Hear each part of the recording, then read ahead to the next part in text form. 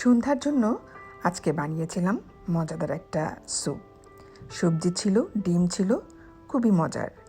তো স্যুপটা আমি প্রথমে নরের থাই এবং কর্ন স্যুপ একসাথে মিলিয়ে চিকেন দিয়ে সিদ্ধ করে নিয়েছি।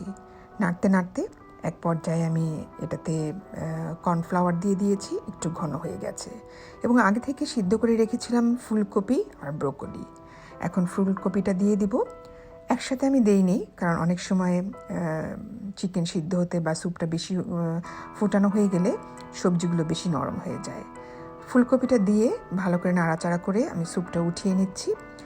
আর এখন আমি সার্ভিং স্যুপ বাটিতে ঢেলে নিব। আর তার আগে দিয়ে দিব ব্রোকলিটা এভাবে দিয়ে দিলে সবুজ কালারটা খুব সুন্দর থেকে যায়। তো আমার স্যুপটা কিন্তু রেডি। আমি কিন্তু এখন সার্ভিং স্যুপ বাটিতে ঢেলে নিচ্ছি এবং ব্রোকলি, ফুলকপি, চিকেন কম্বিনেশনে স্যুপটা কিন্তু বেশ মজাই হয়। সেই সাথে ইন অ্যাডিশন যোগ করব আমি সিদ্ধ করা ডিম। আর এই ডিমটা দেওয়াতে যেমন স্বাদটা বেড়ে যাবে, তেমন কিন্তু দেখতেও বেশ ভালো লাগে স্যুপটা। এবং সবচেয়ে বড় কথা হলো স্যুপটা কিন্তু খুবই হেলদি। সন্ধ্যায় হতে পারে এরকম একটা হেলদি খাবার সবার জন্য। এই স্যুপটা খুবই হেলদি।